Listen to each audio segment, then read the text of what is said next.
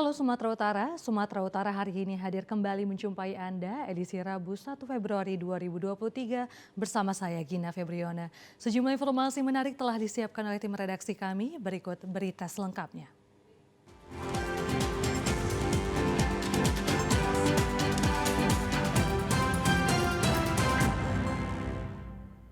Kita awali informasi pertama pemirsa, tim tangkap buron Kejaksaan Tinggi Sumatera Utara menangkap DPO tersangka kasus korupsi proyek Rigid Beton Kota Sibolga. Pelaku mengenakan peci putih dan rompi tahanan terlihat pasrah saat digiring petugas di kantor Kejaksaan Tinggi Sumatera Utara, Jalan Abdul Haris Nasution Medan, Sumatera Utara kemarin. Pelaku berinisial JMM ini merupakan kontraktor proyek Rigid Beton Kota Sibolga.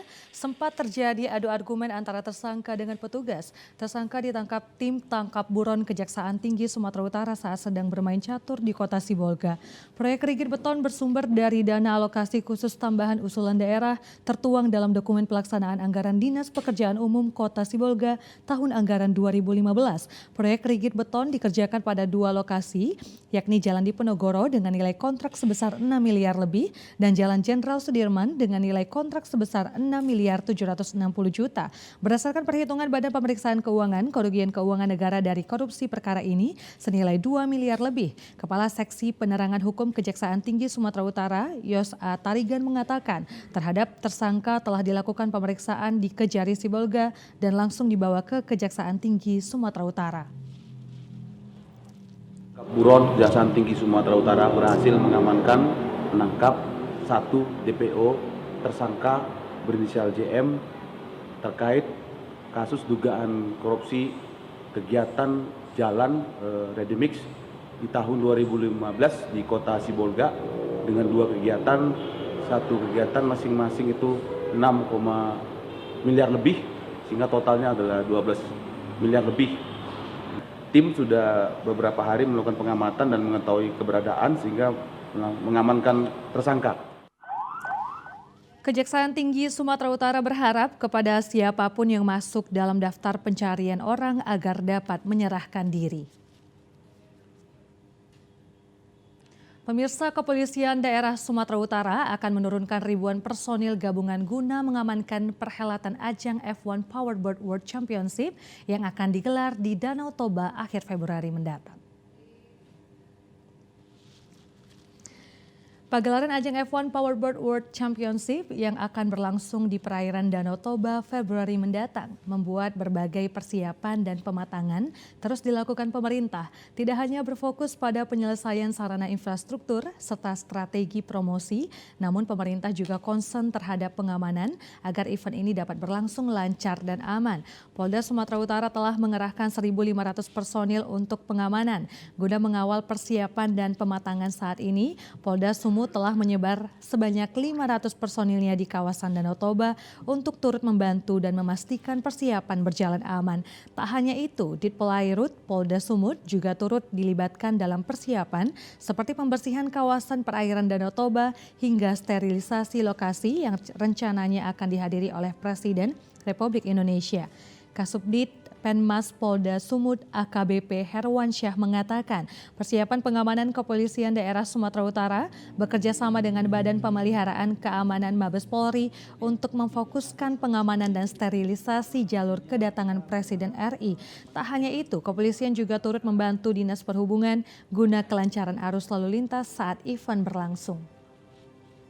Kegiatan pengamanan ini ya, karena kegiatan F1 H2 ini merupakan ajang dunia yang mudah-mudahan bisa kita amankan sesuai dengan SOP yang ada di kepolisian. Kalau untuk sampai saat ini kita telah mengirimkan itu lebih kurang 500 personil yang untuk membantu Pemkab Toba untuk kegiatan-kegiatan baik itu kebersihan maupun kegiatan-kegiatan di danau bersama dengan Airut untuk mengamankan masyarakat, memberikan masyarakat yang berada di perairan Danau Toba untuk kegiatan F1 H2 ini. Itu wajib. Nah, ini kan masih awal. Kemungkinan nanti hampir 1.600-an personil akan diturunkan. Itu hanya Polri.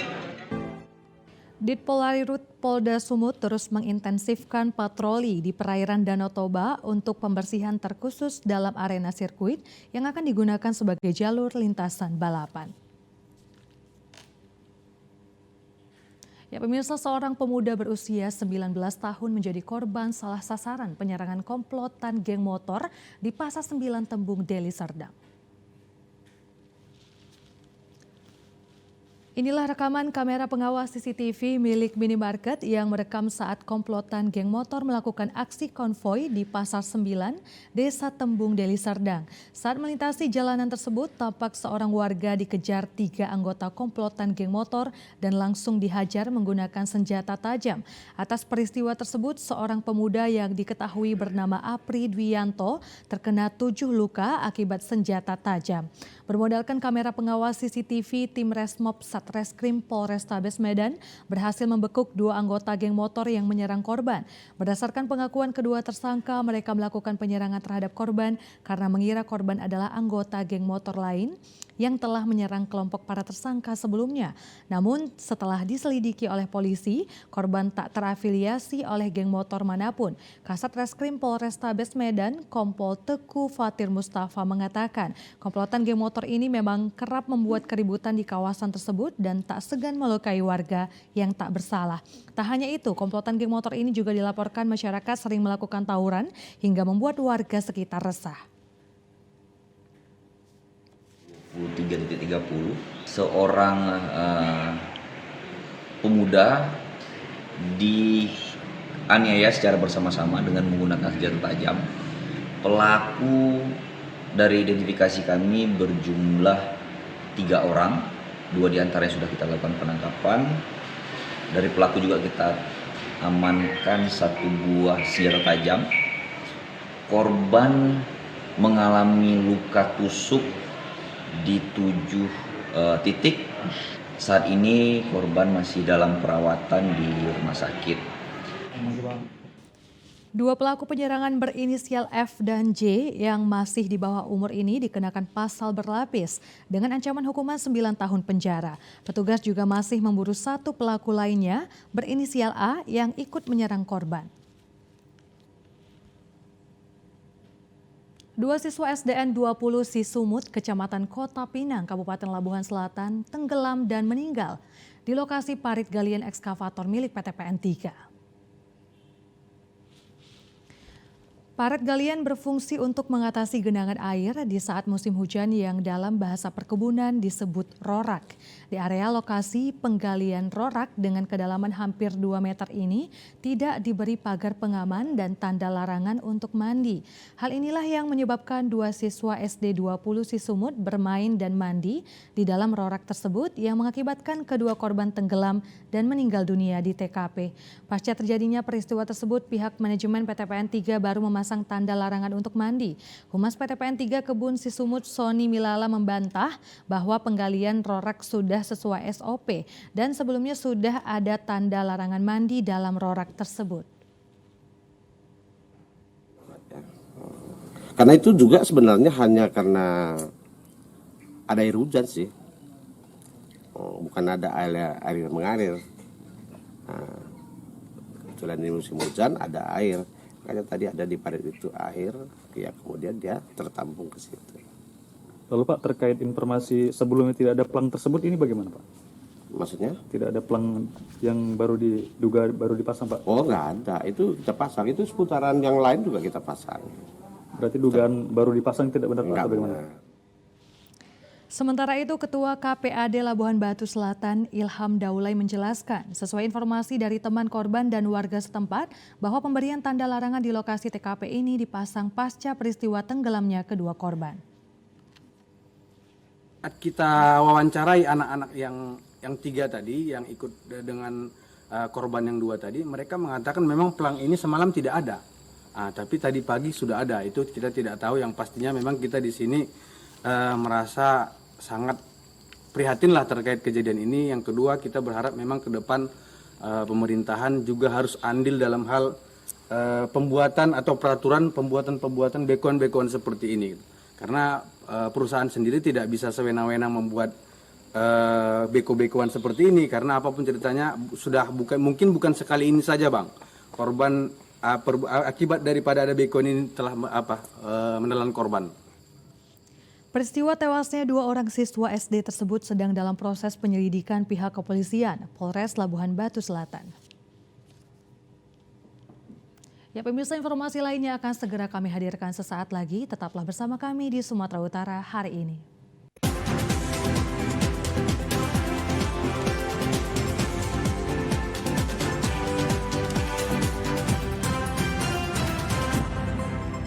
Pemirsa, Gubernur Jawa Barat Ridwan Kamil melakukan kunjungan kerja ke Kota Medan untuk membahas perbankan dan ekonomi. Gubernur Jawa Barat Ridwan Kamil ketika tiba di Kota Medan langsung bertemu dengan Gubernur Sumatera Utara Edi Rahmayadi di Rumah Dinas Jalan Sudirman, Medan. Keduanya melakukan jamuan makan malam secara tertutup. Usai jamuan makan malam, Gubernur Sumut dan Gubernur Jawa Barat menandatangani kesepakatan kerja terutama dalam bidang perbankan. Gubernur Jawa Barat Ridwan Kamil mengatakan kedatangannya ke Kota Medan untuk membahas ilmu perbankan dan ekonomi serta keberhasilan manajemen Bank Daerah BJB agar bisa diadopsi manajemennya oleh Bank Sumut. Selain itu, pria yang kerap disapa Kang Emil juga menyebut cakupan kerjasama itu mencakup membangun UMKM dan perekonomian mandiri di internal pesantren, di mana Jawa Barat berhasil menumbuhkan 1.000 bisnis di kalangan santri dan pesantren yang tidak lepas dari campur tangan program Bank Daerah. Bank BJB juga berhasil menerapkan program tanpa bunga dan agunan dengan sasaran kaum duafa. Yang pertama, Jawa Barat ini dalam setahun bisa menghadirkan 1.000 bisnis di pesantren-pesantren. Ada 5 tahun, hampir 5.000. Nah, besok kita akan melakukan kerjasama itu sehingga pesantren-pesantren di Sumatera Utara pun bisa belajar membangun kemandirian ekonomi seperti yang dilakukan di Jawa Barat. Jadi kami hadir memenuhi undangan forum pesantren di Sumatera Utara. Yang kedua, kami membawa Bank Jawa Barat untuk program duafa, ada kredit tanpa bunga tanpa agunan untuk melawan rentenir. Saya kira ini mah biasa ya, kerjasama antar daerah. Yang penting saling menguntungkan, membawa benefit pada kedua belah pihak. Jembatan Galbarata yang dibangun PT Pelindo Medan untuk penyeberangan penumpang kapal kelut saat tiba di Belawan tidak difungsikan. Jembatan Galbarata yang dibangun PT Pelindo Medan bertujuan untuk penyeberangan para penumpang yang baru turun dari atas kapal ke stasiun kereta api. Tujuannya agar para penumpang tersebut saat penyeberangan tidak menggunakan jalan raya yang ada di depan terminal penumpang Bandar Deli Pelabuhan Belawan. Sudah bertahun-tahun jembatan Galbarata tersebut tidak pernah dipergunakan, kini terlihat sudah berkarat dan terlihat diabaikan. Bukan hanya jembatan Galbarata yang membuat kemacetan di sepanjang jalan stasiun di depan terminal penumpang Bandar Deli Pelabuhan Belawan, tapi banyak mobil pribadi dan bus penumpang yang memarkir kendaraannya di kiri kanan jalan. Warga pengguna jalan stasiun mengatakan kemacetan jalan tersebut cukup panjang dan lama. Setelah datang petugas polisi lalu lintas baru bisa dilalui. Untuk itu PT Pelindo Medan harus menyediakan lahan parkir sesuai kebutuhan yang ada sehingga pengguna jalan tidak terganggu akibat kendaraan yang parkir di sisi kiri dan kanan jalan. Selain itu petugas dari PT Pelindo Medan hendaknya setiap kapal kelut datang dan berangkat menempatkan petugas di jalan yang rawan kemacetan ini. Kami merasa kecewa karena kami sebagai pengguna jalan kan itu sangat merasa kecewa, apalagi kalau kapal PLN itu sudah masuk pasti di depan Bandar Deli. Itu kalau kita melintas itu selalu macet parah panjang. Jadi kami mohon pada pimpinan Pelindo cabang 1 Belawan itu untuk membersihkan atau membuat lahan parkir yang membandai untuk angkutan-angkutan umum yang terdapat di depan Bandar Deli Belawan. Itu harapan kami supaya agar pengguna jalan lainnya itu dapat tenang dengan nyaman untuk melintas jalan tersebut. Dinas Kependudukan dan Catatan Sipil Kabupaten Karo memperkenalkan identitas digital kepada masyarakat. Dengan KTP elektronik dan smartphone, masyarakat bisa mendapatkan identitas digital untuk mempermudah kepengurusan administrasi. Identitas digital ini merupakan pembaharuan yang sebelumnya mempergunakan kartu melalui aplikasi identitas kependudukan digital yang diunduh melalui Play Store. Melalui aplikasi ini, semua data mulai dari kartu keluarga, data vaksin, BPJS, pajak, dan lainnya sudah terintegrasi dalam satu aplikasi. Kepala Dinas Kependudukan dan Catatan Sipil Kabupaten Karo, Susi Iswara Bangun menjelaskan, implementasi digitalisasi identitas kependudukan ini sudah dicanangkan oleh Dirjen Dukcapil sejak tahun lalu kepada seluruh ASN untuk segera beralih ke identitas digital. Selain itu, masyarakat umum yang mengurus identitas akan didaftarkan ke identitas berbasis digital. Bagi masyarakat yang ingin beralih ke identitas digital, cukup datang membawa KTP elektrik dan smartphone, akan dibantu petugas untuk pengisian data dan barcode. Implementasikan identitas kependudukan digital ini. Jadi di sini di Kabupaten Karo kami juga telah melaksanakannya, lebih kami utamakan dahulu untuk ASN, namun masyarakat tetap kami himbau, apalagi masyarakat yang kebetulan mengurus dokumen kependudukan dan pencatatan sipil di kantor, kami akan menanyakan apakah memiliki smartphone karena itu adalah merupakan syarat utamanya. Lalu kami akan membuat KTP digitalnya untuk lebih memudahkan dia dalam pelayanan publik. Ya, sebenarnya karena itu sangat tergantung pada servernya, jadi memang mereka harus kemari dan harus memiliki smartphone dan membawa KTP-nya. Jadi nanti kita akan membuat KTP digitalnya di kantor Dukcapil di Kamanjahe. Hingga saat ini sudah terdaftar sekitar 600 orang yang beralih ke identitas digital dan ditargetkan pada tahun ini sebanyak 3.000 orang. Kita beralih ke informasi berikutnya pemirsa, sebanyak 50 orang gelandangan dan pengemis di Kota Medan terjaring razia Dinas Sosial dan Satuan Tugas Gabungan Pemerintah Provinsi Sumatera Utara. Dinas Sosial Provinsi Sumatera Utara melakukan pendataan terhadap gelandangan dan pengemis yang terjaring razia di kantor Satuan Polisi Pamong Praja Provinsi Sumatera Utara, Jalan Kapten Muslim, Medan kemarin. Gelandangan dan pengemis yang terjaring Satuan Tugas Gabungan Pemerintah Provinsi Sumatera Utara ini terdiri dari gelandangan dan pengemis lanjut usia, disabilitas, dan orang dengan gangguan jiwa. Sebanyak 50 orang yang terjaring razia dilakukan pendataan oleh Dinas Sosial Provinsi Sumatera Utara. Pendataan dilakukan oleh Dinas Kependudukan dan Catatan Sipil. Selain itu pemeriksaan kesehatan oleh tim medis. Gelandangan dan pengemis tersebut terjaring razia oleh Satuan Tugas Gabungan Provinsi Sumatera Utara dari berbagai kecamatan Kota Medan. Kepala Bidang Rehabilitasi Sosial Dinas Sosial Provinsi Sumatera Utara, Siti Fauziah mengharapkan program yang telah dibentuk pemerintah agar Kota Medan bebas dari gelandangan dan pengemis. Kita dibawa ke UPT Dinas Sosial, di mana UPT ini ada 17 UPT, 25 panti. Udah ada tempat pembinaannya.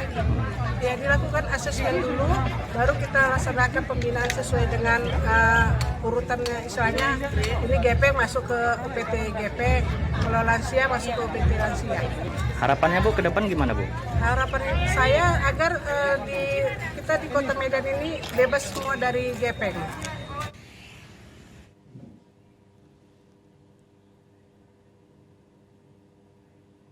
Ya, pemirsa, informasi lainnya akan segera kami hadirkan sesaat lagi. Tetaplah bersama kami akan segera kembali.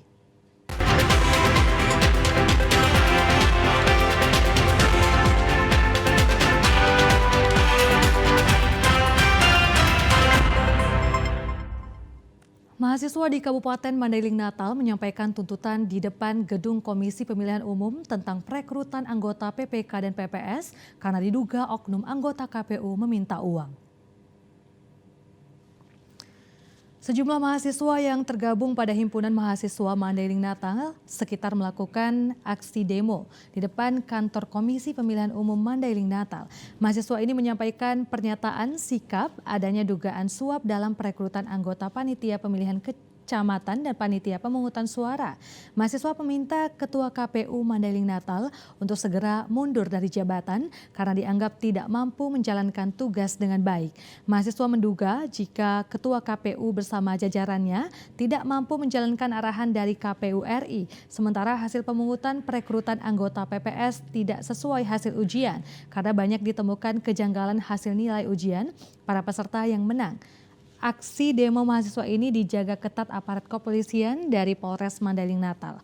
Ketua Komisi Pemilihan Umum Mandailing Natal Fadilah Syarif yang menerima aksi para mahasiswa ini menegaskan jika ada ditemukan anggota KPU atau calo yang meminta uang untuk memenangkan anggota PPK dan PPS agar dilaporkan ke pihak yang berwajib atau ke KPU agar kami melanjutkan laporan ini ke Polres Mandailing Natal. Ada dugaan suap kepada KPU Mandailing Natal yang dilakukan oleh oknum-oknum tertentu yang mempunyai misi pemilu 2024 nantinya. Itulah tuntutan kita supaya nantinya KPU kita copot dan mundur dari jabatannya.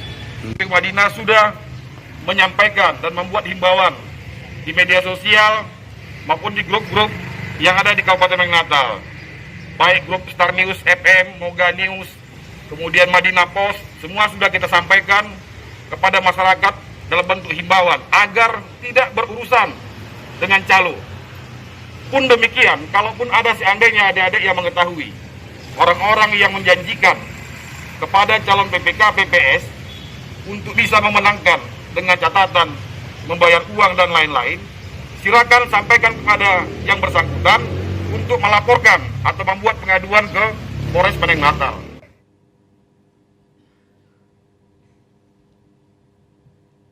Masyarakat Medan Utara menuntut Komisi Pemilihan Umum Daerah Kota Medan untuk tidak mengeluarkan Kecamatan Medan Deli dari daerah pemilihan atau Dapil 2 dalam pemilu 2024.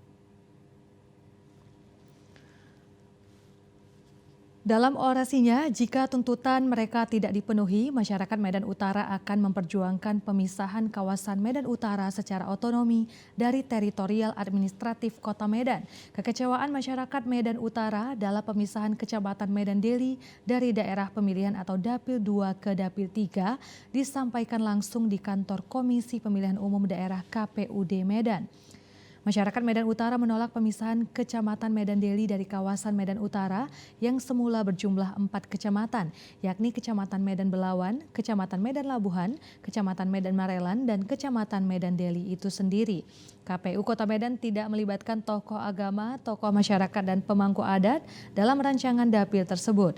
Pemisahan Kecamatan Medan Deli menyebabkan berkurangnya kuota kursi anggota DPRD Medan yang berjumlah 12 kursi menjadi 9 kursi.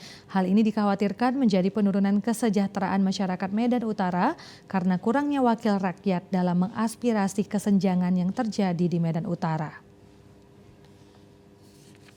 Meminta kepada KPU Kota Medan menyurati KPU Pusat, KPU Sumatera Utara, DPR RI Komisi 2, DPR RI Pusat, DPRD Kota Medan, Provinsi Sumatera Utara, dan Wali Kota Medan untuk membatalkan salah satu Dapil 2 yakni Kecamatan Medan Deli ke Dapil lain.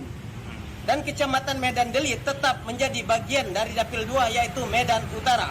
Pak, yang tak terpisahkan. Kekhawatiran kita ya udah jelas bahwasanya yang selama ini yang 9 seperti yang saya ungkapkan tadi, 12 saja istilahnya kursi yang ada di DPR ini tidak ada memberi kontribusi terhadap pembangunan Medan Utara dan daerah-daerah Medan Utara khususnya. Apalagi kondisi sekarang dapat kita lihat Belawan itu tiap hari tiap malam ribut dengan kekisruhan peperangan.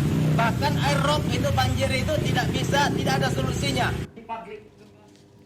Rembuk masyarakat Medan Utara meminta KPU Kota untuk menyurati KPU Pusat, KPU Sumatera Utara, DPR RI Komisi 2, DPRD Kota Medan dan Provinsi Sumatera Utara, serta Wali Kota Medan untuk membatalkan rancangan perpindahan Kecamatan Medan Deli dari Dapil 2 ke Dapil 3.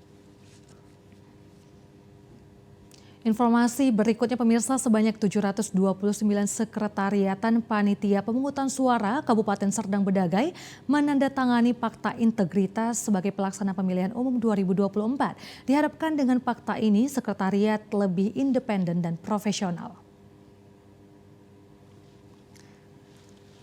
Penandatanganan tersebut dilaksanakan di kantor Komisi Pemilihan Umum Kabupaten Serdang Bedagai pada Selasa 31 Januari 2023 bersama dengan sejumlah sekretariatan PPS melalui via Zoom. Hadir secara langsung Sekretariat Desa Firdaus yang melaksanakan penandatanganan fakta integritas tersebut. Selain berjanji akan melaksanakan asas pemilu seperti langsung, umum, bebas, rahasia, jujur, dan adil, Sekretariat PPS juga mengucapkan janji menjaga integritas dan tidak terlibat politik praktis, apalagi menerima suap.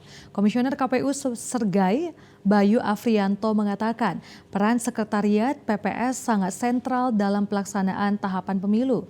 Bayu Afrianto juga mengingatkan agar setiap Sekretariat PPS bisa melakukan semua tahapan pemilihan dengan baik, mengingat jadwal pemilu yang sudah semakin dekat. Sesuai dengan PKPU nomor 8 tahun 2022, seperti membantu KPU, KPU Provinsi, KPU Kabupaten Kota, dan PPK dalam melakukan pemutakhiran data pemilih, daftar pemilih sementara, daftar pemilih hasil perbaikan, dan daftar pemilih tetap. Serdang Bedagai telah menetapkan sebanyak 729 orang sekretariat PPS Kabupaten Serdang Bedagai dan telah menandatangani PPS-PPS yang telah ditetapkan itu hari ini secara serentak menandatangani fakta integritas. Ya, tentunya kami KPU Serdang Bedagai bersama teman-teman PPS harus berkomitmen dalam penyelenggaraan pemilu harus memiliki integritas dan kemandirian, tidak berpihak ke siapapun peserta pemilu nanti. Informasi lainnya akan segera kami hadirkan sesaat lagi. Tetaplah bersama kami di Sumatera Utara hari ini siang.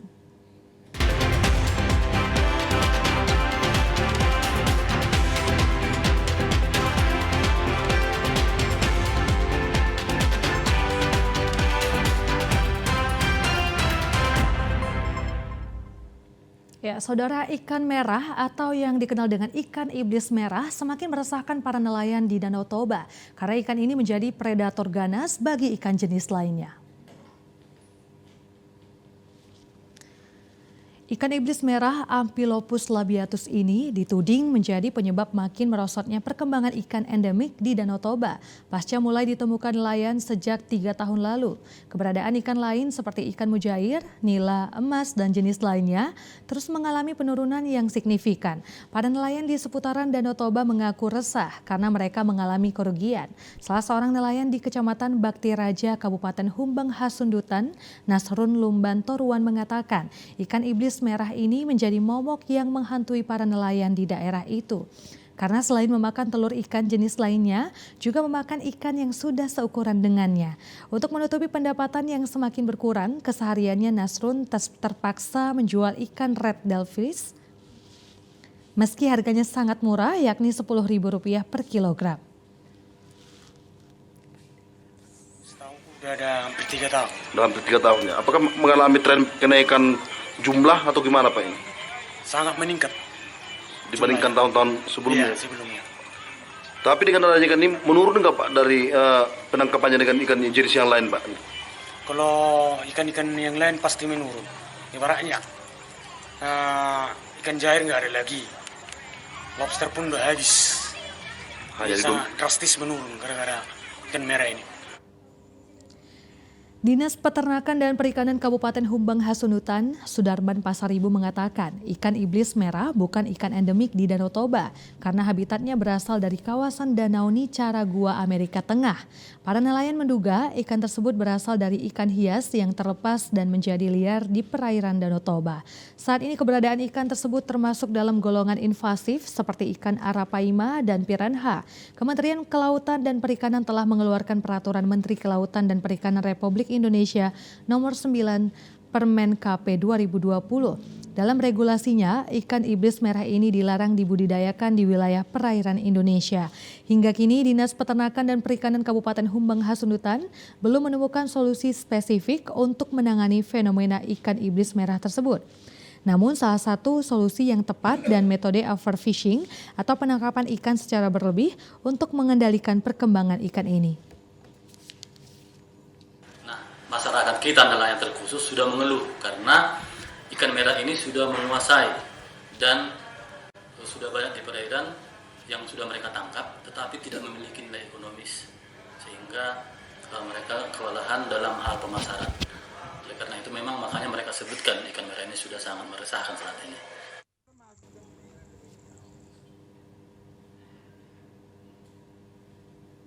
Rumah pengasingan pesanggerahan Presiden Soekarno di Kota Brastagi, Karo, kini kondisi bangunannya tetap terawat. Selain memiliki sejarah, juga dapat dijadikan sebagai tempat penginapan bagi masyarakat umum.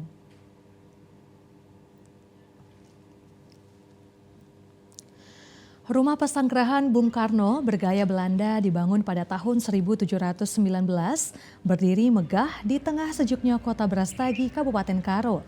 Bangunan sejarah agresi militer Belanda kedua dengan luas lahan sekitar 2 hektar terdapat patung Bung Karno sedang duduk sembari menatap terbitnya sang mentari terbit menjadi saksi sejarah perjuangan bangsa Indonesia.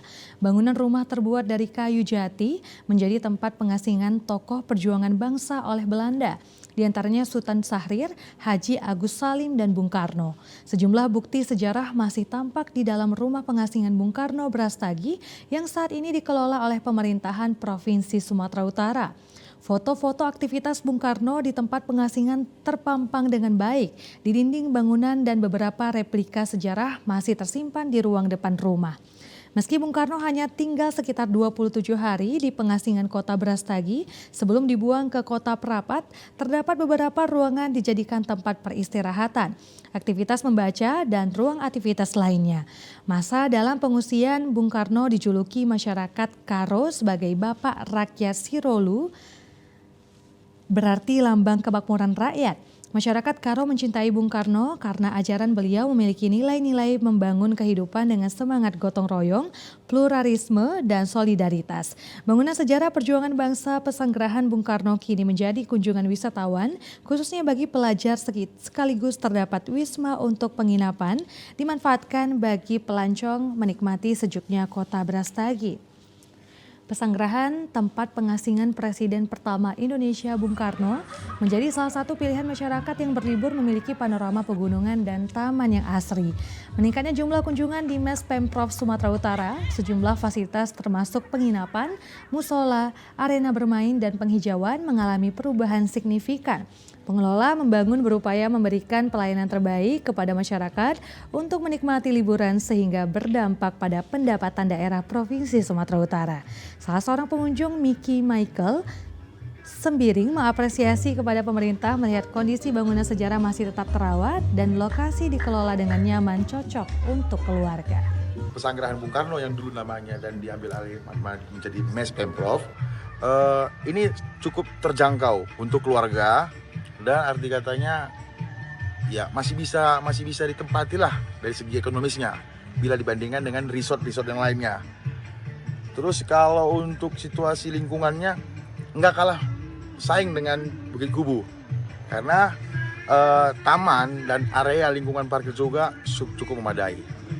Untuk kamar kondisi apa? Kamar kondisi cukup bersih.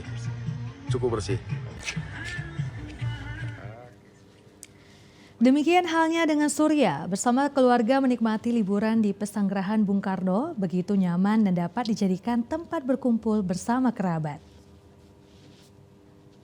Ya Pak, kalau tempatnya aman Pak, bersih, enggak sama dibandingkan sama ini lah Pak, harga terjangkau Pak. Cocok untuk libur untuk keluarga juga ini Pak ya? Cocok sekali Pak, udaranya pun segar Pak, lingkungannya pun bagus, bersih.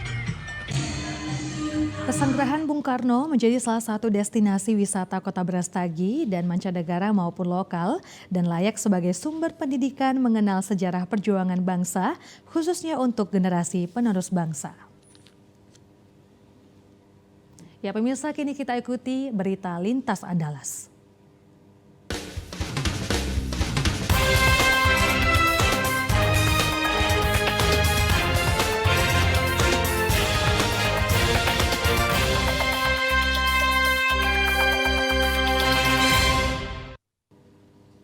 Pemirsa, beternak hewan peliharaan menjadi usaha yang menjanjikan. Terlebih di saat ini sejumlah kegiatan sudah dapat dilakukan tanpa batasan. Beternak hewan peliharaan menjadi usaha yang menjanjikan, terlebih di saat pandemi COVID-19. Mungkin sebagian besar orang memilih untuk memelihara hewan peliharaan seperti kucing, anjing, hingga burung. Namun berbeda dengan Irfan, pemuda asal kota Banda Aceh ini memilih untuk memelihara hewan unik yang tidak biasa dipelihara. Tidak hanya sekedar memelihara, Irfan juga menjadikan hobinya ini sebagai ladang bisnis yang menjanjikan. Dari sebagian banyak hewan yang dipeliharanya, Sugar Glider menjadi hewan yang paling banyak dipelihara oleh Irfan. Bahkan Irfan tidak segan menyebut dirinya sebagai peternak Sugar Glider. Hal ini bukan tanpa alasan. Saat ini Irfan memiliki lebih dari 30 ekor Sugar Glider dengan berbagai jenis. Hobi yang dilakukan oleh Irfan ini telah lama dilakoni. Memilih beternak Sugar Glider berawal dari dirinya yang mengadopsi Sugar Glider dari temannya dengan mahar Rp700.000.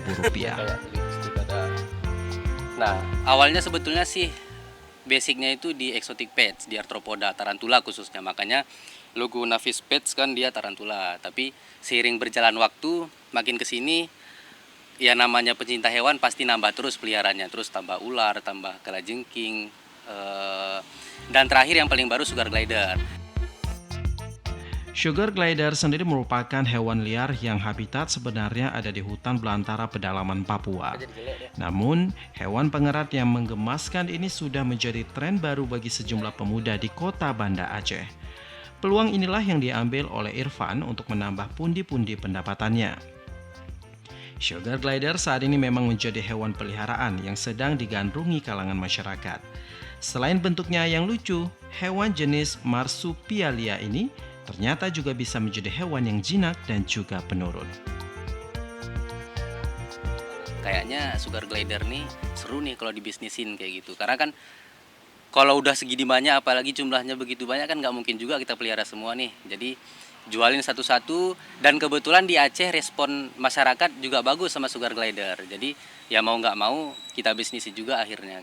Jadi sampai sekarang ternaknya jalan terus dan alhamdulillah peminatnya juga makin bertambah khususnya di Aceh. Kalau yang di Bahu ini udah ada yang nawar 20 juta sih, cuman karena memang ini bisa dibilang satu-satunya di Indonesia, nggak kita lepas sampai sekarang. Dalam beternak Sugar Glider ini sendiri, Irfan tidak menemukan kesulitan. Hal ini dikarenakan metode perawatan hewan unik ini tidak begitu sulit. Namun, ada sejumlah hal yang harus diperhatikan dalam merawat Sugar Glider agar terhindar dari berbagai penyakit. Kalau peliharanya nggak begitu sulit sih, karena mereka itu makan cuman malam aja. Terus karena memang kita jual Sugar Glider ini, kita di sini makannya cuma kasih bubur sun bayi. Jadi kenapa kita biasain makan bubur sun? Karena kan kita jualnya nih kadang-kadang ke orang kan dia nggak bisa kasih makan yang mewah nih. Jadi di sini kita biasain makan bubur sun. Jadi nanti pas Sugar Glidernya pindah ke owner barunya, mereka juga sesuaiin sama yang di sini. Terus karena Sugar Glider ini punya penyakit yang paling bahaya, karang gigi. Jadi seminggu 3 kali dikasih buah. Semua buah bisa kita kasih kecuali anggur sama nanas.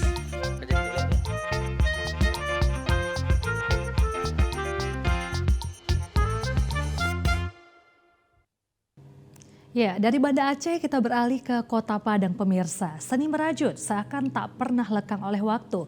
Mengaitkan benang menjadi beragam produk seperti baju, tas atau hiasan menjadi sesuatu yang indah dan memberi kepuasan tersendiri. Seni merajut seakan tak pernah lekang oleh waktu. Mengaitkan benang menjadi beragam produk seperti baju, tas atau hiasan menjadi sesuatu yang indah dan memberi kepuasan tersendiri. Karena benang bukan hanya sekedar aksesoris, tapi dibalik itu memiliki kekuatan yang luar biasa. Saat ini, jumlah pengrajin rajutan di Kota Padang berkembang cukup pesat. Para pengrajin rajutan terdiri dari kelompok usaha kecil yang bergerak maju dalam memasarkan produk-produk mereka. Seperti yang terdapat di aktivitas komunitas Benang Sahalai yang berlokasi di daerah Pasar Pagi, Dadok, Tunggul Hitam, Kecamatan Koto Tangah, Padang. Kenapa dari sebuah benang itu bisa jadi sebuah karya gitu kan. pengen belajar, kebetulan punya teman yang memang hobinya merajut gitu. Nah, saya hubungi, boleh nggak saya belajar gitu kan ya. Ya silahkan, dari situlah saya belajar. Awalnya memang sulit sekali rasanya. Tapi lama-lama akhirnya udah terbiasa, akhirnya jatuhnya sekarang jadi hobi lagi. Banang Sahalai menggunakan benang rajut jenis tian atau benang kaos sebagai produk utama mereka. Benang-benang ini memiliki aneka warna yang menarik dan sangat cocok dipadu-padankan menjadi karya kerajinan tangan yang indah. Sejumlah ibu-ibu rumah tangga di Kecamatan Kota Tangah Padang ini rutin berkumpul untuk memproduksi karya-karya kreatif dari benang tian. Karya ibu-ibu rumah tangga ini biasanya dipasarkan ke sejumlah daerah, baik secara offline maupun online. Dari tadi pertemanan saya dapatkan dari sini, saya menghasilkan karya-karya sendiri dan bahkan di rumah saya sudah buka galeri kecil-kecilan, walaupun kecil-kecilan, dan itu menghasilkan cuan bagi saya gitu. Karena teman-teman bekerja saya juga, bikinkan ini dong, bikinkan tas ini. Nah dari situ ada nilai ekonominya. Ada tas, berupa tas itu dari benang seperti ini yang saya bikin ya. Komunitas Banang Sahalai punya filosofi bagaimana sehelai benang yang menggulung bisa dirajut menghasilkan sebuah karya bernilai tinggi yang bisa mempunyai nilai jual dan menjadi sebuah penghasilan utama bagi ibu-ibu rumah tangga. Menyambung cita-cita untuk menebar ilmu merajut secara gratis, Banang Sahalai diharapkan menjadi sentra rajutan bagi masyarakat. Ya, pemirsa, informasi tadi menutup perjumpaan kita di Sumatera Utara hari ini siang. Mewakili kerabat kerja yang bertugas, saya Gina Febriana mengucapkan terima kasih atas perhatian Anda. Selamat siang dan sampai jumpa.